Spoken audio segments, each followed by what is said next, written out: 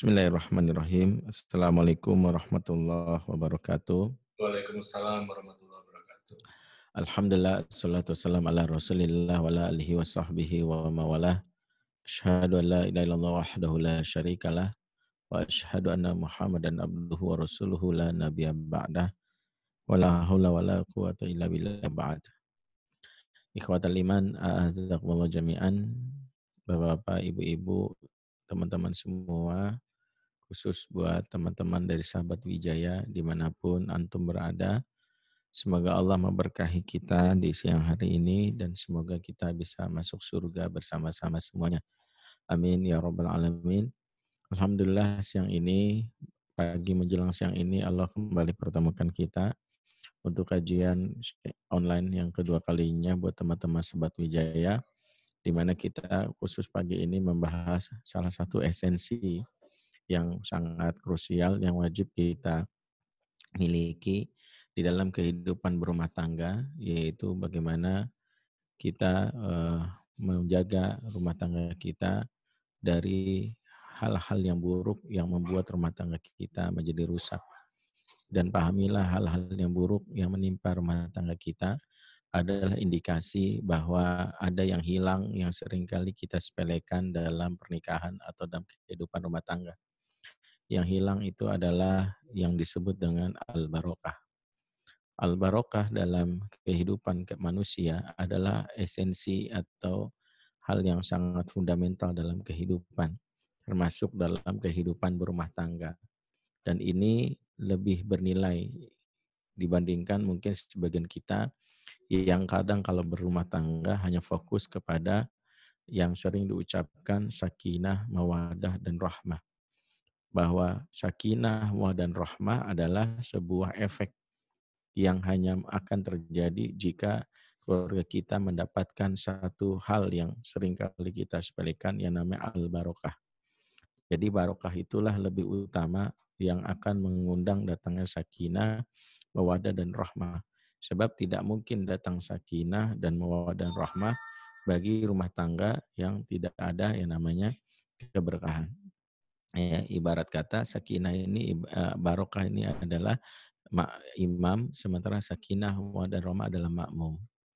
Sehingga dalam kehidupan berumah tangga, kalau kita perhatikan hadis-hadis dan nas-nas yang sahih, kita dapati bahwa Rasulullah SAW memulai kehidupan berumah tangga dengan mengajarkan doa.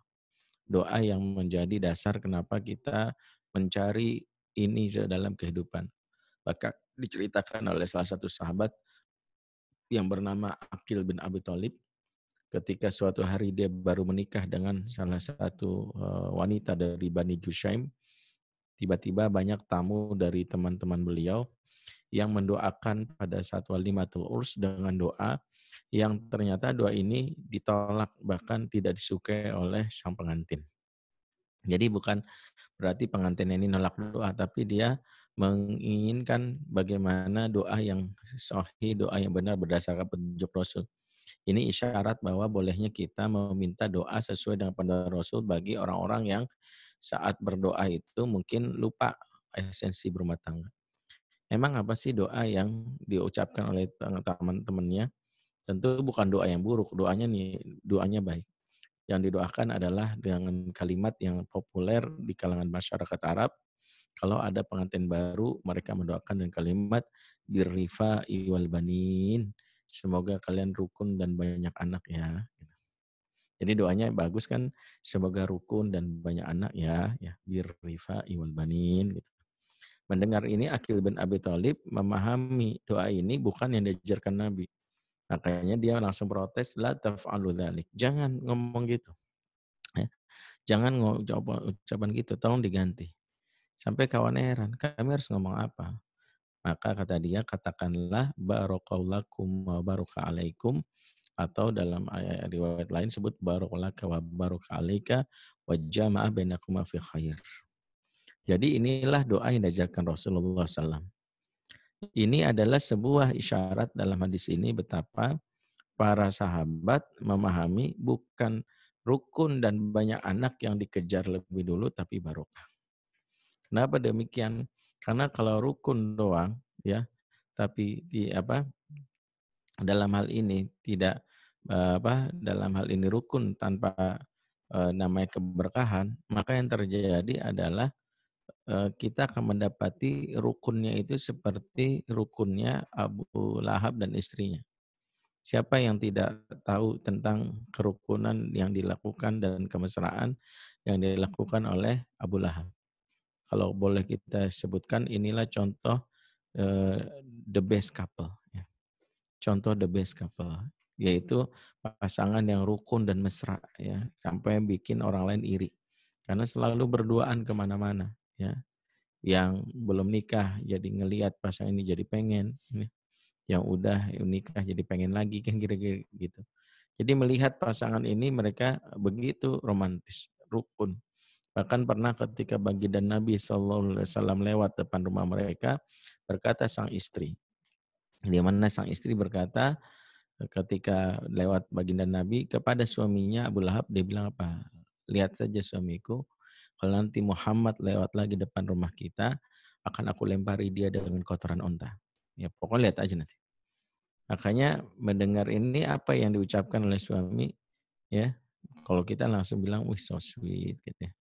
Ya, semangat banget ya. Apa tuh suaminya? Duhai istriku, engkau selalu mendukung perjuanganku.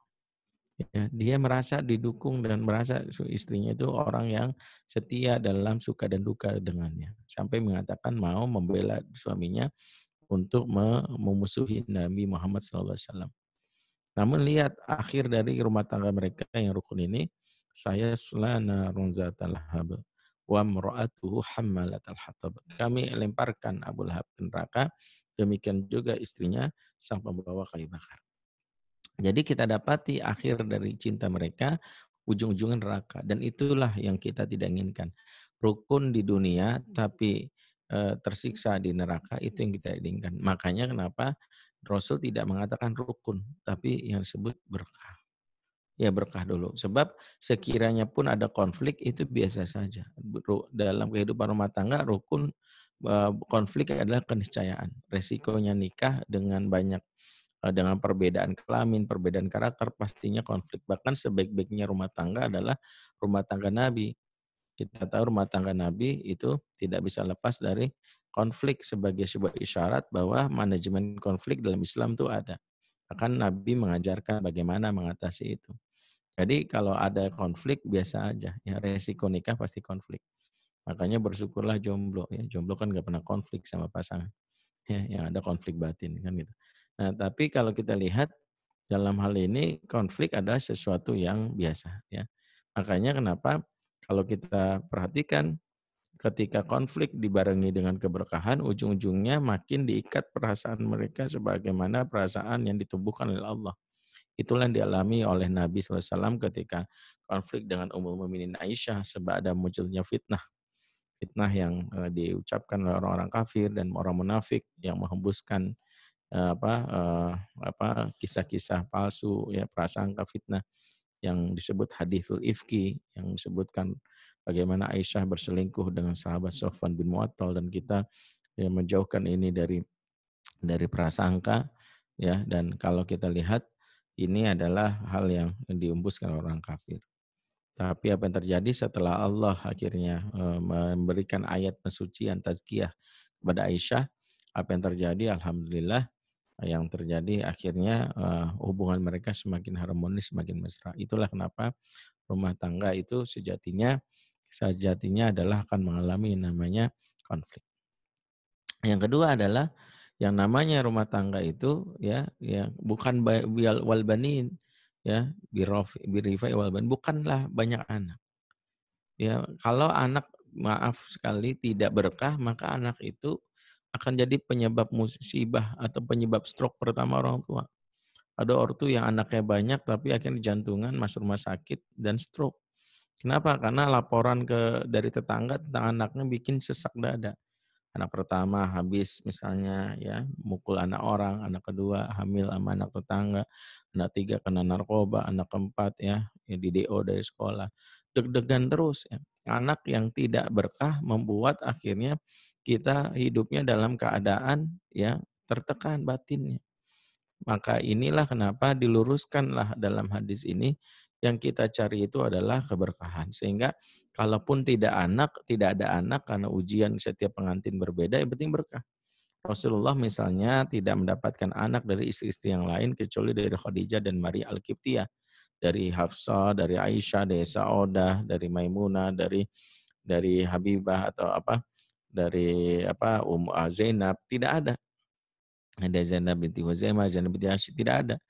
Ya, ternyata Rasulullah tetap keluar rumah tangganya diberkahi. Ini syarat bahwa kalau kita berujuk kepada hadis ini, yang kita kejar adalah berkah. Nah, berkah inilah yang menjadi dasar kenapa kita mengejar rumah tangga. Sehingga berkah pasti akan berujung kepada kebahagiaan. Tapi kebahagiaan belum tentu berkah. Ya. Kenapa? Ada orang yang kelihatannya bahagia, ya, kelihatannya bahagia, sumringah, ya, suami istri yang kelihatannya ya jauh dari nilai-nilai agama, tapi kelihatan hidupnya bahagia. Sejatinya kebahagiaan yang seperti ini kebahagiaan yang palsu. Ya, hidup mereka bisa jadi ya seperti dalam ya menyimpan bara yang kadang-kadang tidak disadari.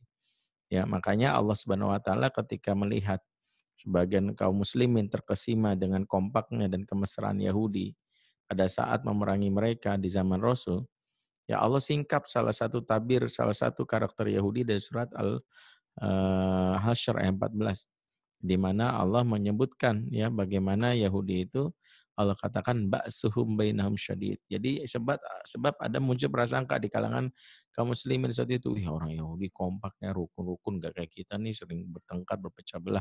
Ini juga mungkin prasangka kita sekarang kepada orang-orang non muslim, ih kompak nih romantis. Kata Allah, ba'suhum bainahum syadid. Permusuhan di antara mereka sebenarnya besar. Bahkan Allah katakan tahsabuhum jami'an wa qulubuhum syatta. Kamu menyangka mereka itu bersatu padu, ya. Bahkan kalimat kamu di sini ditujukan kepada baginda Nabi Muhammad. Jadi justru yang dimaksud di sini adalah baginda Nabi Muhammad. Kamu menyangka mereka bersatu padu, padahal hati mereka berpecah belah. Padahal hati mereka berpecah belah. Ya makanya disebutkan tahsabu jamin wa qulubuhum syatta. Makanya ini adalah isyarat bahwa orang-orang yang tidak terdapat keberkahan dalam hidupnya bahkan jauh dari Allah pastinya adalah dia adalah mengalami kesulitan dalam hidupnya meskipun dipandang orang lain baik. Di sinilah saya pernah misalnya menghadapi satu kasus yang boleh dibilang di sini saya belajar banyak bagaimana sekarang mengatasi problematika kehidupan rumah tangga. Ya pernah ada salah satu artis ternama ya, nggak usah saya sebut namanya ya, nggak usah kepo ya. Ini dia hanya cerita bahwa dia sama istrinya sudah konflik lumayan lama ya, padahal mereka kalau di layar kaca disebutkan sangat akur, mesra, bahkan mungkin dianggap pasangannya romantis gitu. Tapi udah 2 minggu ini nggak saling tegur, bahkan udah pisah ranjang kasarnya. Kemudian ketika dia eh, cerita, dia cerita bahwa dia sudah datangin psikolog sampai 19 kali gitu ya. Barulah saya yang ke-20. Jadi saya di nomor 20 kan gitu. Jadi bukan di nomor 2 kan lagi, nomor 20 kan. Jadi dia cerita bahwa udah datang ke psikolog, bahkan sudah baca banyak buku tentang bagaimana menjalin hubungan couple. Ya, dia baca buku tentang psikologi pasutri ya. Ada buku yang terkenal Man from Mars gitu ya. Woman from Venus ya. Bencong from Jamban ya kalau ada. Saya nggak tahu ya, ini guyonan aja. Jadi dia bilang saya udah coba praktekkan tapi tetap mentok sama istri gitu. Maka dia bilang saya minta pendapat Ustadz. Saya karena tahu bahwa dia sudah datang ke psikolog, saya tahu bahwa masalah dia itu bukan masalah teknis. Saya coba pahamkan dia tentang bahwa sebagian besar masalah yang mungkin hadir selama ini itu masalah yang dia sepelekan, itu masalah spiritual. Maka saya tanya satu saja pertanyaan yang mungkin pertanyaan ini juga bisa mengevaluasi teman-teman yang hadir dalam majelis ini. Saya tanya sama dia, sholatnya jam berapa, sholat subuhnya gitu. Saya tanya, Mas, sholat subuhnya jam berapa? Kemudian dia kaget seolah-olah nggak dengar gitu. Maksudnya Ustaz? Saya ulang lagi, sholat subuhnya biasanya jam berapa? Dia nggak bisa jawab, dia nunduk, malu gitu. Tadi astagfirullah kata dia. Kemudian dia cuma nunduk. Saya bilang, jawab aja mas, nggak apa-apa. Malu Ustadz, saya kadang sholatnya kadang nggak sholat, malah kadang syuting sampai jam 2, jam 3 gitu ya. Ini mungkin ini kejadiannya sebelum masa pandemi ya, sebelum ada lockdown. Saya kadang sampai jam 2, jam 3, sehingga kadang-kadang tidur kecapean bablas, bangun jam 8, jam 9 ya. Kadang kalau ada syuting pagi baru saya bangun pagi, itu pun kadang sholatnya juga jam 7, jam 8. Sebenarnya jam salat subuh jam berapa? Ya jam 8 Ustaz. Itu bukan salat subuh itu. Sebenarnya itu salat duha pakai kunut. Dia senyum aja, malu. Kemudian saya bilang, di sinilah mungkin ya masalahnya. Sampai dia bertanya balik, emang ngaruh ya Ustaz? Ya dia nanya selalu meyakinkan. Saya bilang ngaruh banget, ngaruh banget. Saya bilang justru disitulah awal mulanya. Ya, sebab sholat itu bukan hanya tiang agama, tapi dia juga tiang dalam rumah tangga. Sehingga tiangnya rusak, pasti rusak. Ya, kalau mau perbaikan kualitas sholat, ya langsung dia mencoba memahami, oh ya ya Ustaz. Jadi dapat dari saya itu bukan solusi-solusi yang selama ini didapat dari buku, bukan bagaimana cara berkata-kata baik sama pasangan, bagaimana misalnya menggenggam tangan, mengucapkan kalimat cinta, ngajak private time, couple time, enggak. Mungkin hal itu sudah terlalu sering didapatkan dari psikolog. Tapi saya akhirnya menjelaskan tentang hakikat hidup rumah tangga bagi seorang muslim yaitu al-barokah. Jadi awal pengantar ini saya ingin membuat teman-teman khususnya yang menyimak kajian ini mungkin untuk mengevaluasi, oh berarti selama ini pantesan ya, gue coba ikut kajian dan sebagainya, gue coba untuk misalnya pelajari buku-buku tentang menjalin hubungan dengan suami istri, tapi kenapa ribut mulu ya sama istri sama pasangan ya? Mungkin karena salah satunya tidak hadir keberkahan yang ada dalam rumah kita. Inilah kenapa pentingnya kita memulai hal ini dalam kehidupan kita, yaitu menyerahi keberkahan. Kenapa berkah? Nah ini karena berkah itu maknanya adalah ziyadatul khair. Ziyadatul khair. Berkah maknanya ziyadatul khair. Kenapa disebut ziyadatul khair? Artinya bertambahnya kebaikan.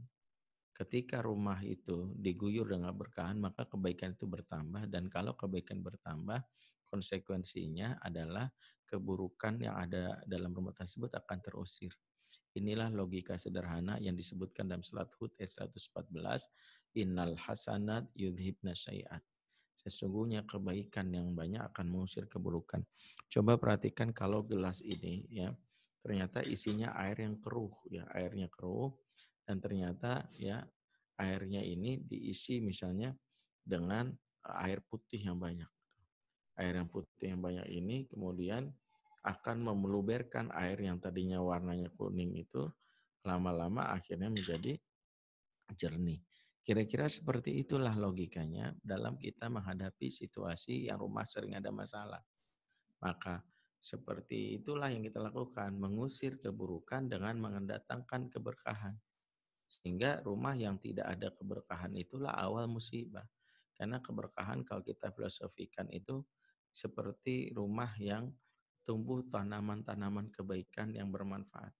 Sebaliknya rumah yang tidak ada keberkahan, mohon maaf, seperti tanah kosong, tanah lapang yang tidak digarap, dibiarkan saja seperti itu. Pernah lewati rumah kosong atau tanah kosong?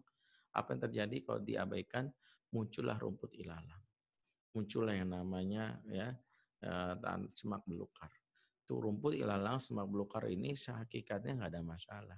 Tapi dia menjadi masalah begitu datang ular, datang tikus, datang kecoa, datang hewan-hewan yang menjijikkan. Begitu yang ini datang, barulah kita cemas dan takut. Itulah yang kira-kira terjadi. Ketika rumah tidak berkah, maka muncullah masalah. Datanglah misalnya gaji datang, tapi penyakit muncul juga.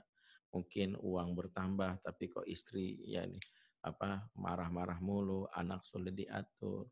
Bahkan mungkin itulah yang terjadi. Sebaliknya kalau rumah berkah dijaga. Kalau rumah tangga berkah itu dijaga. Rumah tangga berkah itu membuat akhirnya orang-orang bisa menjaga dirinya.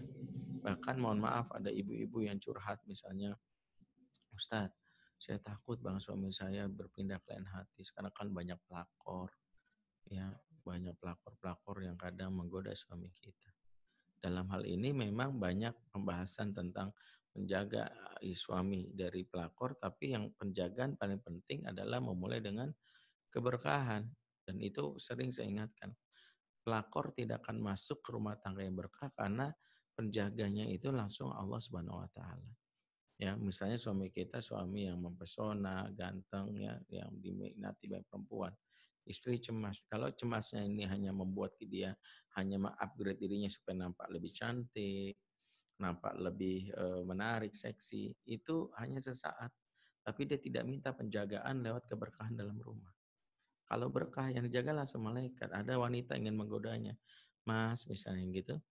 Ternyata apa ketika dia WA, Mas itu ya kasarnya tiba-tiba ya kuotanya habis. Jadi centang satu gitu ya. Itu dia Allah, centang satu lagi. Gitu ya. Akhirnya dia isi pulsa, gitu isi pulsa mau godain lagi, apa kabar Mas? Gitu. Tiba-tiba apa yang terjadi ya handphonenya hang karena kemanasan. Jadi ternyata nggak bisa juga. Karena dia kesel, apa yang terjadi? Udahlah besok cegat aja. Ya.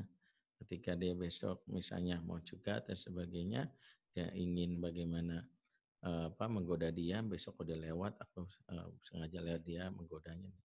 Begitu dia udah berpakaian seksi, menggoda suami kita lewat, nyata kesenggol angkot gitu ya. Mau lewat kesenggol angkot, mungkin karena dia bergaya mulu di depan orang. Jadi bergaya. Akhirnya masuk rumah sakit. Nggak putus asa dia menggoda suami kita karena mungkin dia teman kantor, titip salam ke minta ini dong, nengok aku gitu ya, sengaja. Kalau bisa nengok jam sekian itu jamnya dokter. Itu sengaja biar dia datang. Begitu suami kita mungkin saking polosnya mau datang, nengok ternyata dia dinyatakan positif corona.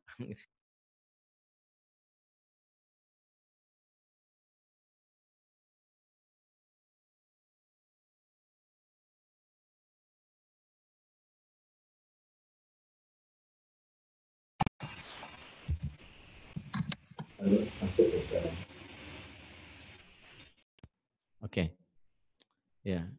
Ketika dinyatakan positif corona, ternyata prosedurnya ada social distancing. Jadi orang yang menjenguknya juga dilarang. Akhirnya si cowok juga nggak mau mendekat dalam hal ini. Allah menjaga dengan caranya ketika rumah tangga itu berkah. Dengan kata lain, salah satu yang penting kita pikirkan dalam kehidupan rumah tangga dari segala macam problematika adalah keberkahan. Alih-alih kita mempelajari bagaimana teknik berkomunikasi sama anak, bagaimana memahami psikologi pasutri, membangun kemesraan, tapi yang paling esensi adalah menghadirkan keberkahan di dalam rumah. Itu yang paling utama yang harus kita lakukan. Bagaimana kita memunculkan keberkahan dalam rumah? Maka kita bisa belajar dari keluarga yang paling diberkahi, yaitu keluarga Nabi SAW. Kita tahu Nabi Muhammad dan para nabi adalah keluarga yang sejatinya diberkahi. Bahkan dalam Quran nanti kita lihat salah satu ya ayat dan beberapa ayat yang menceritakan ada seorang manusia yang hidupnya diberkahi sampai dia menyebutkan dirinya wa ja'alani mubarakan aina ma kuntu, dan aku dijadikan hidupku berkah dimanapun aku berada. Nah nanti kita pelajari bagaimana bisa hidup itu berkah dimanapun berada. Artinya sepanjang hidup dia akan mendapatkan keberkahan. Nah inilah orang-orang yang bisa kita contoh. Nah untuk itu ada beberapa hal yang bisa kita urai agar keluarga kita berkahi. Yang pertama, keluarga yang berkah itu dasar pertama membangun rumah tangga yaitu bukan cinta, bukan karena kecocokan, tapi karena iman. Inilah kalau kita ingin berbicara tentang yang namanya berkah. Bukan karena aku naksir kamu, cinta kamu, bukan karena kamu cocok sevisi sama aku, tapi dasar pertama adalah iman.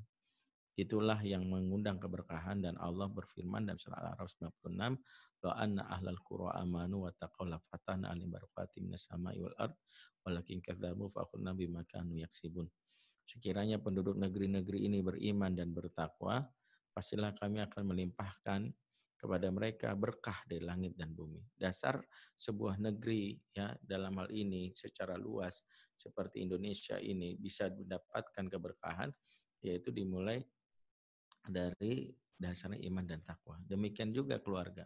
Keluarga akan bisa mendapatkan yang namanya keberkahan kalau dasar dalam hidupnya iman dan takwa, dan aplikasi dari iman dan takwa ini adalah visi yang benar yang menunjukkan bagaimana prioritas dia dalam menentukan apa yang diraih dalam kehidupan, dan visi yang benar Allah gambarkan kalau kita benar-benar ingin sukses meraih keberkahan. Allah ceritakan dalam surah Al-Qasas ayat 77, dan inilah salah satu nasihat yang bisa kita perbaiki. Allah berfirman, wabtaghi fima ataqallahu darul akhirah wala tansa nasibaka minad dunya. Dan carilah apa-apa yang membawamu kepada kejayaan akhirat, tapi jangan lupakan urusanmu di dunia. Lihat ayat ini dan ingat, ini juga yang penting untuk kita biasakan. Allah berfirman, cari akhirat, jangan lupakan dunia. Ya penting saya ulang supaya ayat ini menginspirasi kita, cari akhirat, jangan lupakan dunia. Ya jangan dibalik ya.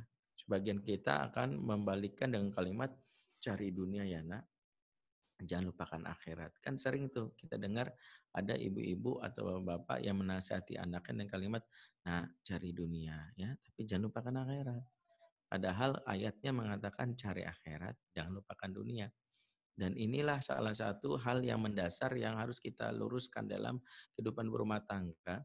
Karena ada yang menganggap bahwa sama saja kalimat cari akhirat jangan lupakan dunia atau cari dunia jangan lupakan akhirat. Ini sesuatu yang berbeda. Kenapa demikian? Kalau anak kita, termasuk kita, ditanamkan cari dunia, jangan lupakan akhirat, maka mohon maaf, kegiatan akhirat itu hanya sekedar yang nyambi saja. Ya artinya dia hanya sesuatu yang nyambi. Ya artinya dia kalau berbenturan suatu saat waktunya sama aktivitas dunia akhirat, akhirat itu selalu ngalah. Ya, dan ini sering kejadian. Bapak-bapak, besok ada pengajian di Masjid Komplek, ada undangan di DKM. Tolong datang ya Pak, meramaikannya. Jawaban sebagian orang tua apa sebagian bapak? Insya Allah. Kalau nggak bentrok sama jadwal futsal saya. Ya, soalnya gimana nih, jadwal futsal udah rutin. Tiap bulan saya bayar 400.000 bahkan sejuta. Kalau pengajian kan maaf nih ya, baru aja broadcastnya dari pagi saya terima. Ustadznya juga nggak saya kenal nih, jangan-jangan ustadz radikal kan gitu. Jadi banyak hal yang kita kadang-kadang sepelekan, karena bagi kita urusan akhirat itu, nah yang penting jangan dilupakan. Jadi bukan dicari. Sama kayak ibu-ibu, besok ada pengajian ya Bu, buat pemulai. Insya Allah kalau nggak bentrok sama jadwal shopping saya, maafin nih ya saya shopping. Kalau nggak seminggu shopping badan saya gatal-gatal bengkak-bengkak gitu ya. Makanya nanti aja kalau nggak bentrok. Saya udah janjian sama teman saya Kongko. Betapa banyak orang tua yang tanpa sadar menanamkan ini. Jadi jangan heran kalau anak-anaknya ketika ditanya, nak udah sholat belum? Udah. Kok mama lihat cepet banget? Yang penting sholat. Jadi dia tidak merasakan nikmatnya sholat, tidak merasakan yang namanya betapa sholat itu menjadi kebutuhan. Tapi yang penting ada gugurin aja, masalah sholatnya khusyuk, tepat waktu, enggak. Yang penting menggugurkan kewajiban. Jadi wajar kalau sebuah keluarga yang ditegakkan dengan cari dunia jangan lupakan akhirat, mereka menganggap akhirat itu nyambi ya. Di mana akhirat itu mereka butuhkan nanti ketika benar-benar kepepet ya, baru kita ingat pengajian, baru ingat Allah. Kan kita ini selalu menganggap akhirat ini saat situasi sulit aja baru kita pikirin. Tambah banyak kita akhirnya semangat ngaji begitu dipecat dari pekerjaan, ya utang menumpuk, anak berulah, ya walaupun bukan sesuatu yang salah, ini sih baik gitu. Tapi banyak kita yang melupakan akhirat pada saat kita justru disibukkan dengan dunia. Sampai-sampai Allah menyindir dalam surat Al-A'la, bal tu'thiruna al-hayata dunya. Kalian tuh lebih prioritasin dunia. Wal akhiratu khairu wa abqa, wal akhirat lebih baik dan lebih kekal. Makanya banyak orang sebagian kita baru ingat akhirat nanti ya ketika dapat musibah. Ya bahkan ada candaan gitu, konon zikir terbaik kita itu kan bukan di masjid. Zikir terbaik kita kan pas naik pesawat ya, lagi turbulensi. Astagfirullahaladzim. Baru tuh Masya Allah, ya Allah, auzubillah bismillahirrahmanirrahim. Langsung tuh hafal ayat kursi ya pas naik pesawat turbulensi tuh. Ya karena memang begitu ya, saya juga ngalamin soalnya. Kalau giliran lagi naik pesawat turbulensi baru tuh zikir ya Allah la ilaha illa qayyum la ta'khudhuhu sinatun. Ayat kursi langsung hafal. Ya, bahkan pernah saya pengalaman dari Turki ke Abu Dhabi waktu itu, naik pesawat Saudi ya. Waktu itu saya belum pernah mengalami turbulensi paling dahsyat itu. Ya, saat itu saya bersama rombongan yang umroh yang mau transit ya. Saya waktu itu mau ada yang mau ke Abu Dhabi gitu. Jadi ada ibu-ibu sebelah saya itu ketika saya mengalami goncangan 1,5 jam tuh pesawat kayak melewati sebuah badai di atas yang kencang duk gitu. Itu saya ingat saya tuh, ibu sebelah saya itu zikirnya tuh paling mantep semua. Saya udah belum pernah ngeliat orang di pesawat zikirnya gitu. Ya Allah, Masya Allah. Saya ngeliatin aja gitu. Ya nggak mau ketawain ya, orang nasibnya sama kan kalau jatuh saya juga ngerasain. Makanya saya jadi belajar, oh ya Allah, gue nggak sekuat itu zikirnya, makanya saya nggak mau rugi juga. Tapi disitulah kita itu baru merasakan nikmatnya zikir justru bukan lagi di masjid, lagi naik pesawat atau lagi naik bis Luragung jurusan Jakarta Kuningan di lewat Pantura yang konon bisnya itu supirnya itu ngebutnya luar biasa ya, katanya remnya taruh di Pegadaian kan gitu ya. Kalau ngebut itu kita sampai berzikir kencang, ya Allah, ya Allah, Masya Allah, ya Allah, astagfirullah, ya Allah, kan gitu. Itu tuh baru nyebut nama Allah pada saat baru naik bis, ya naik pesawat, giliran masuk masjid baru nyender tiang dikit, nah gitu. Jadi kadang-kadang kita nggak ngerasa bahwa pesan-pesan dari khotib itu satu yang menyenangkan gitu. Kadang bosan gitu, ittaqillah atau apa ya alladzina mattaqullah haqqa tuqatih kan gitu. Kita merasa aduh biasa gitu. Makanya banyak orang yang di masjid malah aneh gitu ya. Ya, giliran di pesawat dia zikir, giliran di bis dia kencang zikirnya, giliran di masjid malah tidur kan gitu ya. Masjid malah tempat tidur bukannya zikir ya. Itulah kenapa ada anekdot kenapa khotib itu lebih sakti daripada ahli hipnotis. Ya, ahli hipnotis itu kan selalu pakai idiom tatap mata saya. Ya, dalam hitungan ketiga Anda akan tidur. Gitu. Kalau khotib belum ditatap udah pada tidur. Udah pada tidur. Berarti kan lebih sakti khotib. Apa salah khotib yang nggak salah kita? Kita memaknai bahwa yang namanya masjid bukan tempat untuk kita nikmati. Nah, paradigma ini muncul akhirnya dari mana?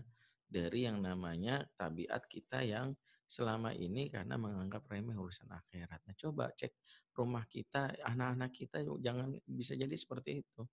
Ya, semangat ibadahnya kendor. Kalau tanya udah sholat belum? Udah kok kayak gitu banget sih sholat. Jangan heran kalau anak-anak kita ya menganggap urusan akhirat itu nggak penting.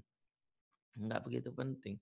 Ya, karena orang tuanya nggak pernah menganggap itu sebagai dasar dalam pembangunan dalam kehidupan mereka. Sehingga wajar anak-anak yang tidak menganggap akhirat belakangan ya sama.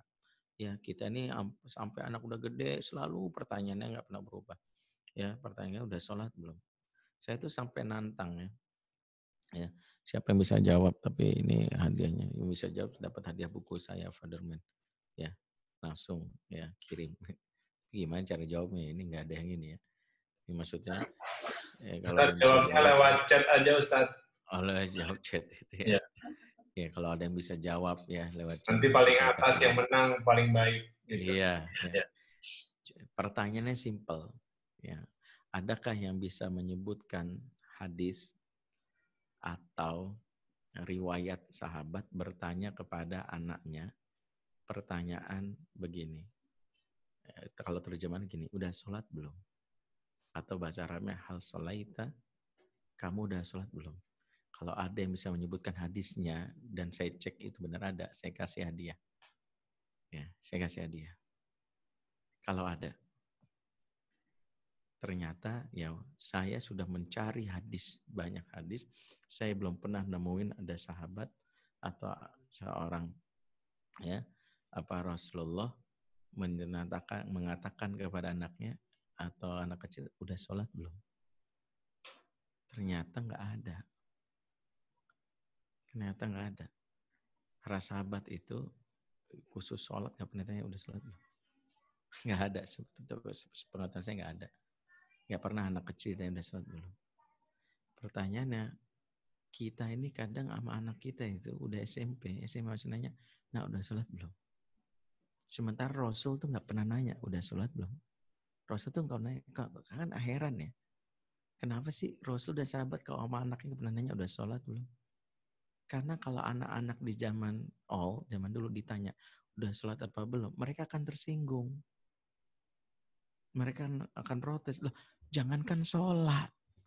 Amalan apa lagi yang bisa kami kerjakan? Jangankan sholat. Amalan apa lagi yang bisa kami kerjain? Gitu yang mereka protes.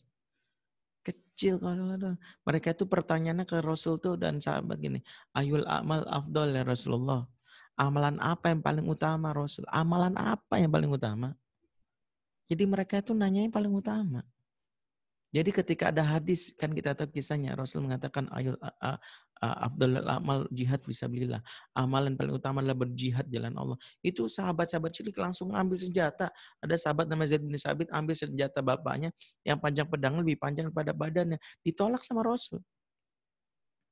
Enggak ada. Yang pulang. Lah, tapi pengen jihad. Enggak, masih kecil gitu. Pulang ke ibu kamu. Segitunya semangatnya. Kenapa? Karena dia bertanya itu. Karena mereka punya giroh akan akhirat. Jadi pertanyaannya, amalan apa yang paling utama? Yang paling utama. Jadi kalau udah melakukan utama. Jadi kalau tanya sholat, ya elah jangan sholat. Jihad aja kami kerjain, apalagi sholat. Kasar kan gitu ya. Karena pandangannya akhirat tuh. Kalau anak kita kan beda. Kita masih nanya, udah sholat atau belum? Karena kita tahu, sholat itu kebutuhan kita, bukan kebutuhan dia. Kenapa kebutuhan dia? Orang dia sendiri nggak tertanam akhirat. Bagi dia kan, sholat nyambi aja lah. Karena dia nggak punya gairah akhirat. Wajar kalau akhirnya anak-anak itu bukan nanya amalan apa paling utama, amalan apa paling ringan. Makanya jangan heran, Ramadan kemarin kalau nggak pandemi, pasti mereka nanya gini, masjid mana yang paling cepat tarawihnya kan gitu. Masjid mana yang paling cepat tarawihnya. Maka dicek dulu nih, ketika temennya bilang, tuh ada tuh di sebelah sana di Jalan Wijaya misalnya daerah Blok M tuh, cuman 2-3 rakaat 5 menit. Mantap kata dia. 2-3 rakaat 5 menit. Bagus juga tuh gitu ya. Ada temennya bilang, ada yang lu gitu, tetangga dekat rumah gue cuman 11 rakaat. 11. 2-3 aja 5 menit apalagi yang 11. Makanya dia cek tuh ke masjid yang 11. Begitu datang masjid yang 11, qadarullah imamnya impor dari Saudi. Tahu kan imam-imam dari Saudi? Baru basmalah doang. Bismillahirrahmanirrahim. Dalam hati dia, salah masjid gue nih. Langsung dia bilang, aduh, udah cemas tuh dia. Begitu imam baca, waladhdallin. Amin. Itu dalam hati dia langsung request tuh. Kulhu, kulhu, kulhu, kulhu. Itu imam baca, alif, ya alif lah. Itu langsung ditandai itu masjid. Malu datang lagi kagak. Ogah tadi ya. Males banget kan kira-kira gitu. Ya makanya sampai bikin itu artikel 10 masjid yang tidak layak dikunjungi. Nomor 3 kalian akan tercengang. Gitu. Kenapa? Karena memang paradigmanya dunia dicari, akhirat jangan dilupakan. Makanya Allah mengingatkan ayat ini, rumah tangga berkah kebalik. Akhirat yang kau cari. Tapi jangan lupakan dunia. Jangan sampai gara-gara nyari akhirat, udah nggak usah kerja. Salah. Ya gara-gara nyari akhirat, udah nggak menafkahi istri. Salah. Tetapnya menjalankan, tapi akhirat yang dicari. Maksud dari ayat ini adalah agar dalam pertimbangan kita semuanya pilih akhirat. Contoh ya, milih anak sekolah. Jangan dipikirin adalah sekolah yang sekedar untuk mengupgrade kepintarannya. Ya ada milih sekolah, maaf kadang sekolah non-muslim, maaf. Mungkin kalau sekarang ada yang pernah ngalamin, saya nggak masuk nyindir deh. Tapi mudah-mudahan jadi pelajaran. Ada yang tanya, kenapa sih milih sekolah ini? Soalnya udah teruji Pak Ustadz. Ya, lulusan sekolah ini 100% masuk UI. Yang dipikirin masuk UI, bukan masuk surga. Jadi yang penting masuk UI-nya. Saya sampai bilang, ya elah cuma masuk UI doang Pak, gampang. Saya kemarin masuk UI, cuma bayar 4.000. Saya bilang. Kalau motor 2.000. Nggak tahu sekarang masa pandemi gratis. Masuk UI kan. Saya bilang, cuma dipikirin masuk UI. Yang dipikirin itu masuk surga. Makanya ketika memilih sekolah tuh, orang berorientasi akhirat mikir. Akhirat anak gue selamat gak sekolah ini? Ini pergaulannya gimana nih? Ntar anak-anak gue jadi gak mau sholat nih, teman-temannya suka begini. Kan gitu yang dipikirin. Simple. Yang kedua, milih tempat tinggal. Coba Ibrahim saja. Kalau kita baca ayat surat Ibrahim 37, kita akan terkaget-kaget. Ini bapak model kayak gimana? Nyari tempat tinggal kok tega banget. Coba lihat Ibrahim doanya. Rabbana inni askantu min dzurriyyati biwadin ghairi dzar'in inda baitikal muharram. Ya Tuhan kami, sesungguhnya aku menempatkan anak istriku di negeri yang tandus, tidak ada tanam-tanaman. Kebayang Kak, kalau baca ayat ini kita langsung mikir, ini bapak model apaan? Nyari tempat tinggal tandus, nggak ada tanam-tanaman. Mau nyiksa anak sama bini apa? Tega banget. Itu anak bini taruh di tempat tandus yang tanam-tanaman. Ya terus kalau main playgroundnya di mana? Kan kita mikir gitu. Ya, tuh istri kalau mau ke salon di mana salonnya? Wifi-nya ada apa kagak? Kan mikirnya gitu. Ada swimming pool apa kagak? Ibrahim itu mikirin tempat ini bukan tega. Jawabannya di ujung ayatnya, di setelah ayatnya apa katanya? Indah batikal muharram. Aku menempatkan anak istriku di negeri yang tandus ada tanam-tanaman. Tapi dekat dengan rumahmu, Masjidil Haram. Dekat dengan Ka'bah. Dan kita tahu Ka'bah adalah sebaik-baiknya tempat. Tempat yang paling diberkahi itu di dunia ini adalah Ka'bah. Mekah. Inna awala baitin wudi alinas lalladhi bibakkata mubarakan. Sungguhnya rumah yang mula-mula dijadikan tempat ibadah adalah Ka'bah yang diberkahi. Ya, Mekah yang diberkahi. Namanya bibakkata mubarakan. Bakkah. Bakkah itu Mekah. Mekah yang diberkahi. Jadi Mekah itu tempatnya ada Ka'bah, itu tempat yang diberkahi. Sehingga Nabi Ibrahim seolah-olah bilang gini, aku tuh nyari tempat tinggal yang penting berkah, karena dekat dengan rumahmu. Bodoh amat deh ujung burung asal dekat dengan Masjidil Haram. Apalagi keutamaan Masjidil Haram dibandingkan masjid yang lain. Ya sholat di sana aja bisa sampai berapa ratus ribu kali dibalas. Masya Allah. Tempat yang berkah. Itulah dasar kenapa kalau kita nyari tempat tinggal, visi akhirat kita muncul, sampai mencari tempat tinggal, pikirannya adalah berkah apa enggak? Ya, jadi kalau nanya nih ke developer pembangunan, misalnya kita mau beli rumah, nanya bukan gini, fasilitasnya apa? Ya, fasilitasnya apa aja Pak? Ada kolam renang? Oh ada, kita udah siapin tuh swimming pool. Bebas banjir nggak bebas di sini. Terus ini deket akses jalan tol deket banget nih. Kepleset nyampe Jakarta kan itu ada lagi tuh LRT. Pokoknya kita ini strategis banget dah.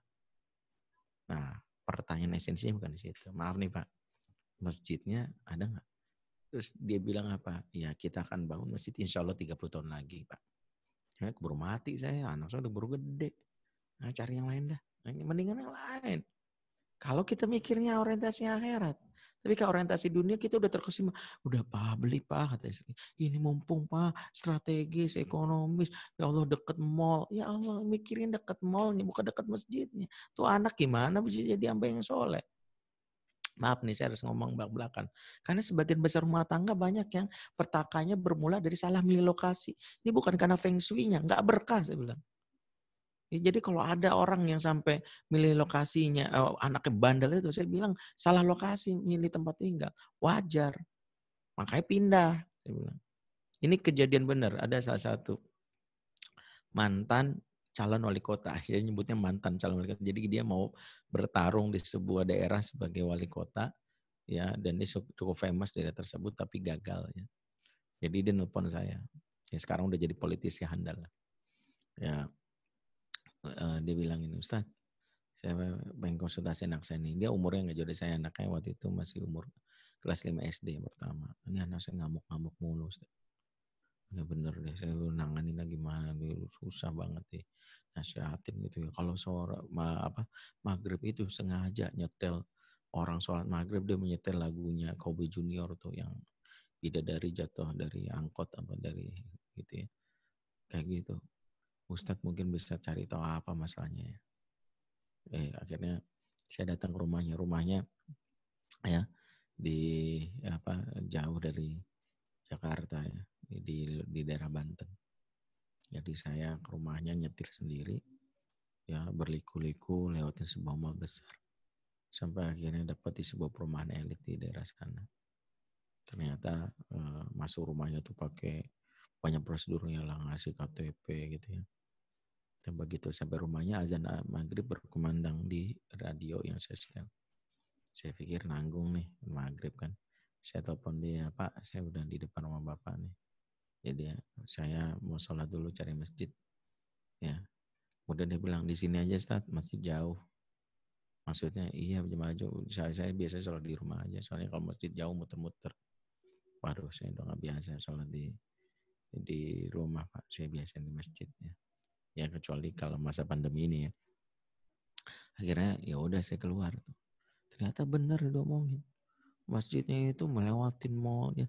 Ya, memang muter jauh tuh karena bukan mungkin jauhnya bukan jarak tapi karena apa jalan perjalanan itu mungkin tak kenapa dibikin ribet sama komplek itu. Sampailah saya sholat di masjid ke perkampungan yang sejatinya akses jalannya itu hanya sebuah pintu kecil di sebuah perumahan. Jadi kita cuma parkir pinggir jalan, lewatin sebuah tembok yang dijebol untuk sampai ke masjid gitu. Itu kurang lebih 10 sampai 15 menit saya bilang, ya elah ribet banget mau sholat aja. Akhirnya saya sendiri masbuk kan ketika saya sholat. Akhirnya saya mikir tanggung juga nih Isya nih. Ya saya telepon saya sampai Isya aja deh sini deh. Akhirnya habis Isya saya baru ke rumah bapak itu. Nah dia cerita lah tentang anaknya bla bla bla gitu. Kemudian saya mencoba nggak jawab sekali lagi saya tuh terbiasa jawab teknis. Saya mencari dulu mungkin. Saya sampai bilang gini, rumah ada berapa Pak? Dia malah kaget saya nanya rumah ada berapa? Dia bilang, alhamdulillah sih ada 3. Oh di mana aja? Yang pertama, ya rumah pertama saya di daerah Redo Dalam, Jakarta ada lagi, Bayoran tuh rumah hadiah dari mertua. Sekarang ya rumah di sini yang paling besar ini, yang paling nyaman. Oh, kemudian saya tanya, yang paling dekat dengan masjid yang mana Pak? Terus dia cerita, ya di Redo Dalam lah, itu nempel banget ke masjid, orang di samping masjid rumah saya. Terus saya bilang, oh saran saya pindah aja. Saya bilang, hah? Pindah aja, iya. Saya lagi bahas anak saat bukan masalah rumah. Ya pindah, saya bilang. Terus dia bilang, nggak tahu ya, menurut saya rumah tempat ini nggak baik. Pertama saya baru tahu ternyata perumahan bapak ini, mohon maaf ya, 97% itu non muslim. Saya baru ceritain. Makanya wajar nggak ada masjid, apalagi musola juga nggak ada. Saya udah deket dengan waduh, saya bilang mendingan pindah ya Pak. Tapi Ustaz, ini saya bahas anak saya, iya, tapi sulit Pak kalau nggak ini mendingan pindah saya bilang. Pindahnya kalau bisa ke Radio Dalam. Yang nggak semudah itu Ustaz, soalnya kan ini anak lagi sekolah deket sini, kalau bisa pindah, waduh bolak-balik Radio Dalam kemari bisa sejam sampai setengah 1,5 jam, bisa 2 jam. Ya udah saya sih mencoba untuk nggak ngomong yang lain, dia ngomong apa gitu basa-basi, ya udah akhirnya saya pulang. Ya mungkin dia juga kesel kali sama saya ya, orang nanya apa suruh pindah apa. Ya kontak-kontak saya tuh sampai 2 bulan setelah itu baru kontak. Ketika dia kontak dia langsung Ustaz masih ingat, oh iyalah gimana. Langsung dia bilang jazakumullah katsir ya Allah Ustaz. Saya benar-benar dari awalnya saya kesel sama Ustaz tapi setelah saya praktekin saya nggak ngeh maksudnya gimana. Ya kan setelah Ustaz nyaran pindah itu saya pikir Ustaz bercanda apa pindah gitu. Tapi setelah saya mengalami setiap hari ini pusing sama anak, istri saya bilang nggak ada salahnya lah Bi kita pindah. Salahnya sih kita ini kan benar juga kalau di sini anak kita nggak dapat pergaulan yang baik. Mungkin kalau tapi kan gimana sekolahnya? Masa ini setengah semester kalau mau pindah nanti. Setelah ini udahlah daripada anak kita berulah mulu sini. Ya udahlah. Tapi sekolahnya nggak usah pindah ya udah beresikonya dari awal anak bangun pagi supaya nggak telat. Ya udah. Ternyata setelah pindah rumah dengan dalam satu. Anaknya mau nggak mau bangun pagi sehingga subuhnya tepat waktu langsung ke masjid sama bapaknya karena walaupun anak perempuan ya mau ikut karena supaya langsung habis dari masjid langsung caw karena khawatir telat ya itu berarti efek berkahan. Yang kedua adalah pulang sekolah anaknya itu langsung main sama teman-temannya di masjid karena teman-temannya itu ada TPA. Jadi mainnya itu masjid, bercanda di masjid. Orang kalau bercanda di masjid anak-anak main di masjid ujung-ujungnya kan tetap baik. Sholat. Ada pengajian ikut. Akhirnya ke bawah baik juga. Berkah. Karena kadang ada orang tuh nyepelein tempat tinggal sih saya bilang. Makanya kadang-kadang saya bilang kalau lihat rumah, saya emang gak kagum sama orang yang tinggal di sebuah apartemen yang gak ada musolanya. Saya pernah tinggal mau sholat, susah saat ini. Ya elah saya bilang, ya udah jangan lama-lama tinggal di apartemen deh. Ya.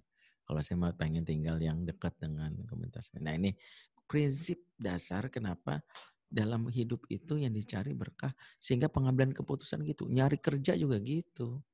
Jangan gajinya yang ditanya. Jangan alhamdulillah Ustadz gajinya dolar. Oh senang banget saya. Ya kan gitu. Karena banyak orang tua tuh yang merasa bangga kalau anaknya itu dari sisi dunia. Alhamdulillah Ustadz, anak sudah jadi orang. Lah, saya bilang, man dulu monyet. Bukan Ustadz, maksudnya saya tuh udah senang banget. Anak saya tuh udah sukses ya.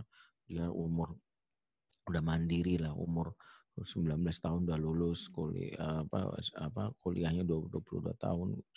Oh, langsung biaya S2 sendiri. Dia sekarang udah punya rumah pribadi, mobil pribadi. Saya bangga banget udah sukses. Udah mandiri gitu. Kita menganggap mandiri kan versi kita adalah anak-anak yang bisa membiayai hidup sendiri. Kita anggap mandiri. Saya bilang bukan Bu. Ya, itu anak ibu. Kan tanya anak saya udah mandiri Ustadz. Bla bla bla anak saya udah sukses. Udah jadi orang. Saya tanya simpel aja. Oh, anak ibu udah hafal berapa juz? Bengong ibu ini. Justru itu Ustadz. Jawabannya justru itu Ustadz. Ini lagi mau cariin guru ikro nih. Karena saya nggak sukses lah. Nggak sukses lah saya bilang. Anak ibu udah mandiri, iya buktinya apa tuh bisa biaya kuliah sendiri, biayai Masya Allah, kata dia beli rumah, punya mobil sendiri. Mandiri versi kita kan masih sebatas piti kata orang awam. Padahal kalau mau jujur, mandiri dalam Islam tuh nggak begitu. Mandiri adalah ketika anak kita sudah bisa bangun saat subuh sendiri. Ya jujur-jujuran aja kita nih sebut mandiri kalau udah sadar soal subuh itu bangun sendiri. Sebab ada anak yang umur 20, 30, 40 khusus subuhnya emaknya kadang-kadang masih nelpon dari kampung. Jang bangun, Jang. Aduh, Mas, Le, bangun udah jam 8 nih. Ya, kamu setelah suha ya, subuh menjelang duha gitu. Jangan, ayo bangun. Aduh, mak capek banget semalam masih ngerjain skripsi ini. Aduh, jangan dianggap mandiri. Kalau kita punya anak 7 tahun, karena tertanam visi akhirat, azan berkumandang, Allahu Akbar, Allahu Akbar. Kemudian kita bangun subuh, kita tengok kamar. Loh, anak kemana nih? Hilang. Waduh, jangan diculik sekarang banyak. Mesti menculik, kita cemas. Begitu ke masjid, ternyata dia yang azan. Nangis kita, ya Allah berlinang air mata. Kamu azan ya? Jam berapa ke masjid? Jam 3, belum buka. Aku nungguin aja di depan teras. Ya Allah, kenapa? Ya aku pengen banget lah ya mencari keutamaan subuh. Ya Allah, 7 tahun udah kayak gini, nangis tuh baru mandiri. Kalau kita punya anak kayak gini selesai. Makanya kenapa? Esensi berumah tangga itu esensinya bermula dari keberkahan. Kalau tertanam akhirat, insya Allah. Itulah kenapa dalam kesempatan ini mungkin dasar pertama ini slide-nya masih panjang. Saya coba urai satu dulu ini sebagai sebuah bahan evaluasi. Berarti sampai nyari pekerjaan, yang penting adalah kamu bisa sholat, kamu bisa beribadah nggak di situ. Kalau gajinya gede, tapi maaf ya banyak uang haram dalamnya, tinggalin aja dah. Apa nggak mau kamu dapat uang haram kan gitu. Nyari jodoh juga gitu. Pastikan yang membimbing anak kita, kalau anak perempuan kita jadi imam dunia akhirat. Jangan terkesima dia datang bawa Alphard. Ya, ternyata begitu udah nikah rental itu. Ya, nipu-nipu kita. Ya, dia hanya keterpesona dengan bagaimana mobil mewahnya, tapi nggak bisa bawa ke akhirat. Jadi kan pastikan yang anak kita terjaga ya dunia akhiratnya imannya. Ya inilah kenapa pertimbangan kita dalam memilih sesuatu dipengaruhi oleh visi kita. Sehingga dalam hal ini kesimpulannya ambil tadi tulisannya itu di surat Al-Qasas ayat 77 tadi, tulis ulang, kalau perlu ada ahli kaligrafi, tempel tuh di dinding rumah. Kemudian kasih judulnya itu. Di bawahnya cari akhirat, jangan lupakan dunia. Camkan itu sebagai visi orientasi hidup. Sehingga dalam banyak hal cari akhirat. Bahkan kita memilih sesuatu akhirat gitu. Yang sederhana. Baiklah, saya pikir ini sudah 11.16 ya mungkin. karena waktu kita sampai setengah 12 masih ada sekitar 14 menit ya, kalau kurang lebih nanti kalau ada diskusi tanya jawab. Mohon maaf kayak saya tidak membahas tuntas karena memang ternyata satu bahasan ini saja lumayan panjang ya. Bahasan lainnya kalau mau slide-nya nanti mungkin saya minta Mas Syahid untuk mengirim kepada teman-teman yang membutuhkan supaya dibaca ya. Aku lu qouli hadza fastaghfirullah li wa lakum. Wassalamualaikum warahmatullahi wabarakatuh. Waalaikumsalam warahmatullahi wabarakatuh. Jazakallah khairan Ustaz. Mungkin nanti kita lanjut episode 2 aja ya Ustaz. Lagi seru padahal. Ya. Buat teman-teman sahabat Wijaya yang ada pertanyaan dipersilahkan, atau yang ingin bertanya langsung dengan Ustaz boleh di-unmute atau raise hand.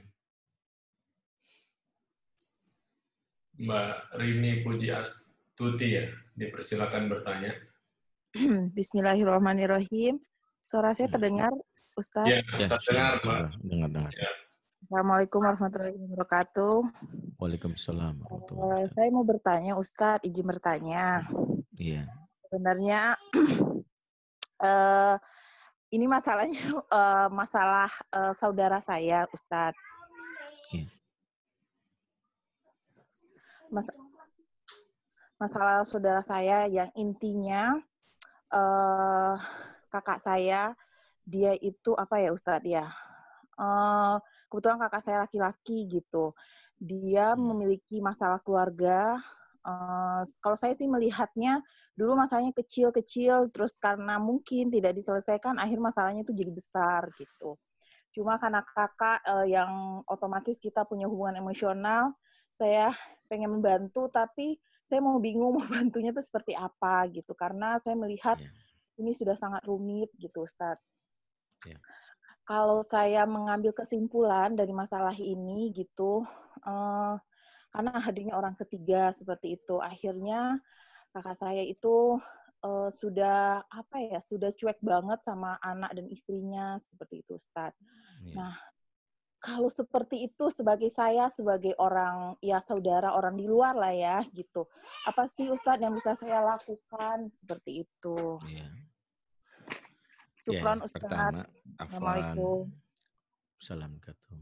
Ya idealnya siapa yang bermasalah dia yang mendatangi saya langsung kalau memang ingin konsultasinya. Sebab kita ini perantara atas solusi ini kadang-kadang juga nggak bisa maksimal ya. Kalaupun mungkin disarankan dalam hal ini bisa kepada pihak istrinya atau kepada pihak suaminya yang mungkin mau menyelesaikan ini bisa menghubungi saya karena memang tidak bisa menyelesaikan masalah yang sifatnya privasi ini lewat pihak ketiga. Dan hampir sebagian besar saya sebenarnya menolak untuk menjawab pertanyaan atas kasus orang lain. Tapi kalaulah kita mengambil ibroh atau hikmah dari apa yang dialami, misalnya adanya pihak ketiga, yaitu masalah perselingkuhan ini sekarang memang mendominasi hampir kasus-kasus yang kami tangani. Ya, saya ini dalam sehari melayani konsultasi via WhatsApp kurang lebih 100 pertanyaan per hari. Ya, kalau sebulan berarti sekitar 3.000. Saya menghabiskan waktu di segala waktu, berbagi dengan kajian, berbagi dengan menulis, berbagi dengan keluarga. Saya menjawab hampir setiap waktu dengan ngoceh di mobil atau kadang di kamar gitu ya. Dan dari sebagian masalah yang memang saya ambil kesimpulan, masalah perselingkuhan ini memang sesuatu yang seolah-olah seperti fenomena gunung es yang saya nggak tahu apakah di sini begitu kuatnya setan merusak sampai ada orang-orang yang mengkhianati pernikahan ya. Pelakor yang bergentayangan di mana-mana ya, saya pikir bahkan ada yang dalam tanda kutip maaf ya tanpa malu nyebutnya pelakor syariah, yaitu merebut suami orang dengan dalil syariah, toh kan laki-laki punya jatah untuk menikah lagi gitu ya. Hal seperti ini seringkali mengatasnamakan agama dan saya kadang-kadang geram gitu sampai mengatakan dosanya orang ini double. Ya, dosa pertama yang disebut para ulama takhbib yang disebutkan dalam hadis Rasulullah laisa minna an khabbaba al-mar'i ma'a zawjiha. bukanlah golongan kami seseorang yang merebut suami atau istri dari pasangannya.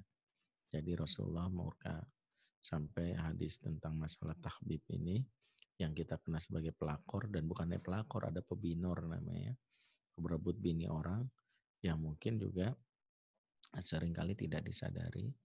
Nah itu termasuk al-kabair. Imam Adz-Dzahabi menulis tentang dosa-dosa besar, salah satunya adalah pelakor. Nah, kembali kita perhatikan, memang fenomena pelakor pebinor ini memang diselesaikannya dengan pendekatan bukan hanya teknis ya.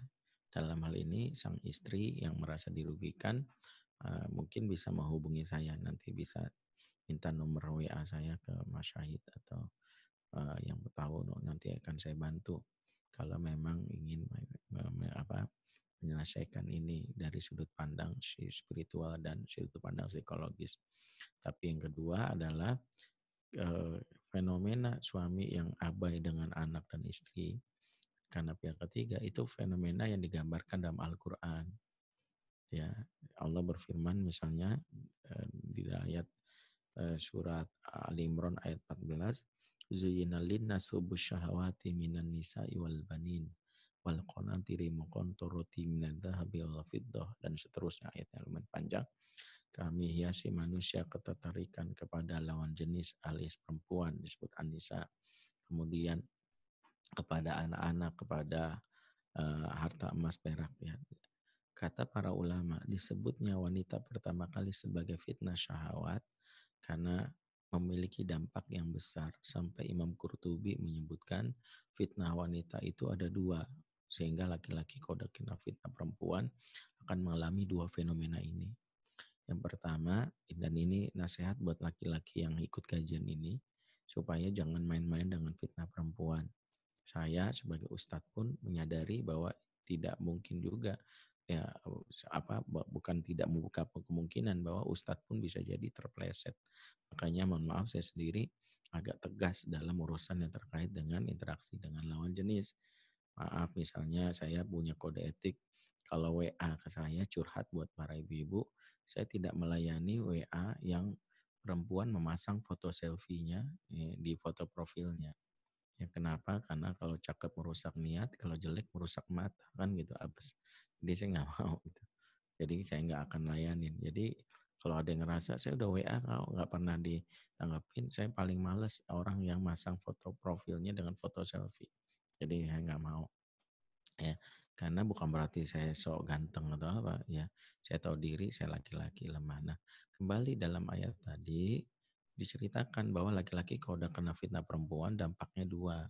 Kata Imam Qurtubi, satu, dia akan memutuskan silaturahim dari pihak manapun yang tidak menyetujui hubungannya. Jangankan anak istri, ibunya nasihatin juga nggak didengerin. Makanya ini terapinya nanti ada namanya terapi ruqyah. Ya, kita bisa mengisi rumah dengan bacaan surat-surat dari hal-hal yang seperti suratul Baqarah dan semisalnya, atau sihir perempuan yang ada dalam surat Al-Baqarah, yaitu malaikat jin yang membuat laki itu tersihir. Yang kedua, laki-laki kalau kena fitnah perempuan sangat benar. Yang kedua adalah dia akan mengumpulkan harta yang haram, harta sebanyak-banyaknya tanpa peduli halal dan haram. Makanya erat korupsi dengan perselingkuhan. Orang kalau udah selingkuh nggak bakalan mikirin hartanya halal. Orang kalau udah selingkuh tuh gitu. Yang penting bisa bagaimana happy-happy. Makanya nilep harta orang juga nggak ada masalah gitu. Kurang lebih seperti itu ya. Jadi mohon maaf sekali lagi. Ya, sekali lagi ini hanya ibroh. Tapi mengenai masalah lebih detailnya tidak bisa saya ulas. Saya ingin supaya yang bermasalah lebih banyak konsul ke saya, supaya menjaga juga mungkin aib pasangannya dalam hal ini, karena hunna libasul lakum wa antum libasul lahun. Dan itulah kode etik yang saya tegakkan. Ya Allah alam sama. Ustaz, ada satu pertanyaan yang disampaikan melalui chat group. Ya. Ustaz, gimana cara terbaik untuk mengajak anak untuk sholat subuh tepat waktu di saat pandemi ini tanpa emosi? Karena kan kalau zaman mereka sekolah kan mereka bisa tuh dibangunin pagi karena harus sekolah. Ya, Nah sekarang nih agak sulit karena nggak ada alasan mereka harus bangun pagi kecuali sholat. Gitu. iya, Bagaimana iya. cara Ini, terbaik buat nah mengajak anak inilah, sholat? karena ini salah satu evaluasi yang seringkali juga membuat kita salah menanamkan. Kenapa bangun pagi? Karena khawatir terlambat sekolah. Ini paradigma yang jadul yang harus evaluasi. Nah, jangan telat bangun pagi ya, nanti sekolahnya terlambat. Itulah kenapa anak-anak menganggap bangun pagi relasinya dengan sekolah. Nah, jangan telat bangun pagi ya, besok kita berangkat ke Jepang loh, pesawatnya jam sekian. Anak-anak itu bangun pagi karena mau berangkat ke Jepang, khawatir terlambat pesawat. Nah, jangan telat bangun pagi loh, besok kan kita camping, ditunggu sama ibu. Karena anak bangun pagi karena camping. Karena itu ubah mindsetnya tentang, nah jangan telat bangun pagi loh, karena subuh itu berkah. Hidup kita kalau mau bahagia subuh, itu sosialisasinya.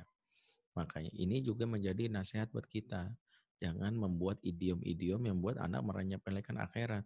Karena kita sendiri yang menanamkan bangun pagi karena supaya nggak sekolah, bangun pagi supaya nggak ketinggalan pesawat, bangun pagi supaya nggak ketinggalan camping. Tapi bangun pagi kenapa ada hubungannya dengan subuh? Nah ini, nah mulainya gimana? Mulai dengan membiasakan kita ya dengan diskusi-diskusi tentang keutamaan-keutamaan waktu pagi. Keutamaan-keutamaan itu diskusi yang nyantai lah. Nampak sekali orang tuanya ya berusaha untuk menyiapkan bahwa pagi itu bahagia. Dan kedua adalah membuat anak bangun pagi ini memang nggak bisa instan, bertahap. Sehingga ada beberapa tahapan yang bisa Bapak dan Ibu lalui. Satu, kalau ingin membuat anak bangun pagi, pastikan bereskan waktu malam. Maksudnya bereskan waktu malam itu apa? Nggak mungkin anak bisa bangun pagi kalau malamnya begadang. Sehebat-hebatnya orang dewasa aja kalau bangun pagi malamnya begadang, bisa ngamuk itu. Karena otak limbiksnya itu tertekan yang membuat batang otaknya spontan kok. Stimulannya impulsif. Makanya orang kalau lagi dalam keadaan ngantuk dibangunin emang emosional gitu. Sehingga yang bereskan tuh waktu malam. Bikin sebuah kesepakatan di dalam rumah, waktu malam itu tidak ada aktivitas fisik. Tidak ada nonton TV. Mama nahan supaya nggak nonton drama Korea. Bapak-bapak nahan supaya jangan ada yang mungkin nonton bola dulu. Tahan dulu. Karena ini lagi mendidik ya. Kemudian masuk kamar masing-masing. Nah, bagi anak yang sudah agak dewasa, kita dampingin ngobrol.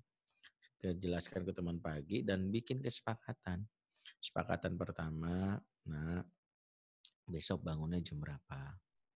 Kita sepakati ya dulu. Mungkin nggak seideal-idealnya dulu. Yang penting komitmen sama waktu. Islam tuh ngajarin orang itu komitmen sama janji dulu. Makanya tanya dulu janjinya. Kalau dia bilang ya jam 5:30 deh. Ya 5:30 subuhnya udah lewat lah nak. Subuh sekarang itu jam 4.45 ya. Kalau 4.40 lah kalau misalnya. Gimana kalau itu? Sepakat nggak? Oke, udah. Sepakat. Bangunnya 4.40 ya, oke. Yang kedua, besok mau dibangunkan caranya gimana? Jadi ayah bangunnya cara gimana? Bikin kesepakatan dua itu. Aku maunya mau diapain? Mau diusap, disiramin air, mau digendong, dikelitikin, gimana? Nah, aku maunya diusap berapa kali? Ya, ditegebanggil berapa kali? Ya, pokoknya aku disiramin air, dielus, mukanya diwuduin, oke. Nah, kalau kita tahu anak 4.40 itu sudah siap dibangunkan, maka kita jangan bangunnya 4.40. Kita harus prepare sebagai pendidikan. Pertama, anak itu butuh transisi kebiasaan baru itu dengan cara mereka dipersiapkan 30 menit sebelum waktunya. Sehingga kalau dia bangun 4.40, minimal 4.10 itu dibangunkan dari tidur dalam ke tidur dangkal namanya. Tidur dalam adalah tidur yang membuat anak mengerok dan mimpi, dan tidur dangkal adalah saat anak sudah bisa mendengar suara kita. Minimal tidur dangkal aja. Jadi gini, 30 menit sebelum dibangunkan, kita bingung, sebut namanya. Imran, ketika dia, oh ya udah tidur ya udah. Ya, itu aja. Jadi minimal dia berarti udah nggak tidur, udah nggak mimpi lagi tuh. Itulah proses menyiapkan sebelum dia tidur bangun. Kemudian kalau kita sanggup, Kalau dia bisa digendong, pindahkan dia dari tempat yang tidak nyaman ke tempat yang kurang nyaman. Misalnya kalau di kasurnya ber-AC, ya bisa jadi kita pindahin ke kemana, yang sofa nyaman juga, ke ubin, lantai yang agak keras gitu. Atau AC-nya dimatikan gitu ya. Gak apa-apa. Jadi orang kalau udah gak nyaman, pada saat tidur dangkal biasanya reaksi tubuhnya juga akan menyesuaikan. Yang ketiga, pakai rumus 7 kali 4. Setiap 7 menit sekali, selama 4 kali, ya dibangunkan dengan cara membuat dia melek. Ron, ya 20 menit lagi, namanya countdown. Countdown ya, sebentar lagi loh. Ya, Don, sebentar lagi loh. Ketika sudah 4.40-nya baru kita bangunkan dengan cara yang dia sukai. Ya, jadi dia sebenarnya udah nggak ngantuk, kadang udah 4 kali itu dirusak ya energi tidurnya oleh kita ya. Cuman ngingetin aja. Nah, kalau dia misalnya nggak bangun, jangan marah, tapi tegakkanlah hukum konsekuensi. Ini namanya proses mendidik, namanya takdib laisa ta'dzib.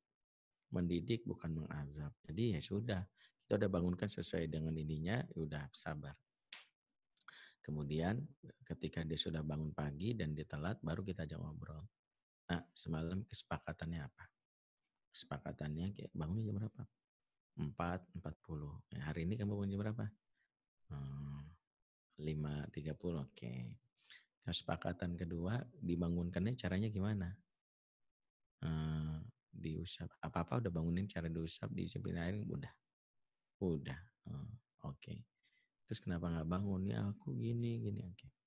Wajar nggak Bapak kecewa? Diam kan? Maaf ya, nah hari ini kamu ada jam main jam berapa? Nanti jam 11. Hari ini jam mainnya nggak ada ya? Kok gitu sih Pak? Kira-kira kenapa? Ya aku nggak tahu, pikir deh.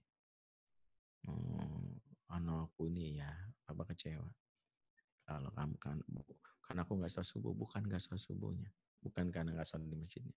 Karena kamu melanggar janji. Janjinya apa? Papa punya kamu kan. Itulah mendidik. Itu mendidik, mengingatkan akan janji seperti Allah mengingatkan Nabi Adam ketika melanggar aturannya dengan ala anhakum ma'atilkum asyajarah. Bukankah aku sudah ingatkan jangan dekati pohon itu? Wakul lakum inna syaitana lakum adu mubin. Silakan. Mungkin hal ini kalau kita bisa komitmenkan, anak mungkin 10 kali, 20 kali insya Allah menjadi anak yang rutin. Yang paling penting, kitanya juga konsisten dalam membangun itu. Allahumma sholli.